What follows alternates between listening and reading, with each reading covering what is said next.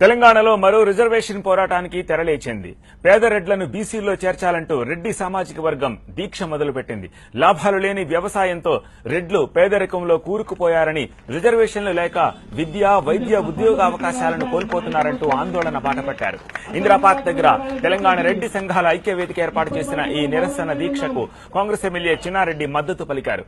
ఏపీలో కాపుల మాదిరిగా, ఢిల్లీలో జాట్ల మాదిరిగా తెలంగాణలో కూడా రెడ్డిలు రిజర్వేషన్ల కోసం పోరాటం చేయాలని పిలుపునిచ్చారు.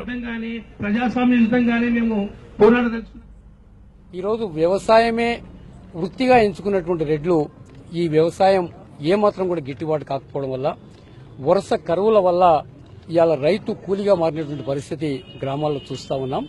అలాంటి బీద రైతుని ఆదుకోవడానికి ప్రభుత్వం తప్పకుండా ఈరోజు రిజర్వేషన్ కల్పించి ఆ రెడ్ల కుటుంబంలో ఉండేటువంటి పిల్లలకి విద్య, ఉద్యోగాల అవకాశం కల్పించాలి.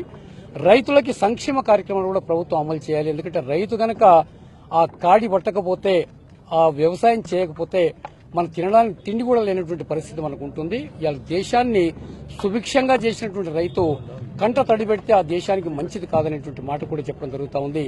అందుకని ఈ చిన్న సన్నకారు రైతాంగానికి, బీద రైతాంగానికి రిజర్వేషన్స్ వర్తించాలి. వాళ్ళ పిల్లలకు చదువుకునే అవకాశం కల్పించాలి. ఉద్యోగాల్లోనూ వాళ్ళ కుటుంబాల బాధ్యత కూడా ప్రభుత్వం చూసుకోవాల్సిన అవసరం ఉందనేటువంటి మాట చెప్పడానికే నేను ఈరోజు మహాదీక్ష రావడం జరిగింది. ఈ రాజ్యాంగబద్దంగా ప్రభుత్వం అన్ని కులాలకు ఏ రకంగా అయితే రిజర్వేషన్లు గాని, సంక్షేమ పథకాలు గాని కల్పిస్తారో, మా దాంట్లో ఉన్న పేద మధ్యతరగతి కుటుంబాలకు కూడా, కుటుంబాల విద్యార్థులకు గాని, రైతు కుటుంబాలకు గాని, అందరికి గాని ఈ రిజర్వేషన్లు గాని, సంక్షేమ పథకాలలో అవకాశం కల్పించాలనే సదుద్దేశంతో ప్రభుత్వానికి ఏదో వైరం కాకుండా ప్రభుత్వంతో శాంతియుతంగానే ప్రభుత్వాన్ని మెప్పించి ఒప్పించి ఈ సమస్యలు అంటే రిజర్వేషన్లు గాని, రిజర్వేషన్ల జనాభా దామాషా ప్రకారం రిజర్వేషన్ల భాగస్వామ్యం, దాంతోపాటు సంక్షేమ పథకాలు వాటిని కూడా సాధించుకోవడానికి ఈ దీక్షా కార్యక్రమం ఏర్పాటు చేయడం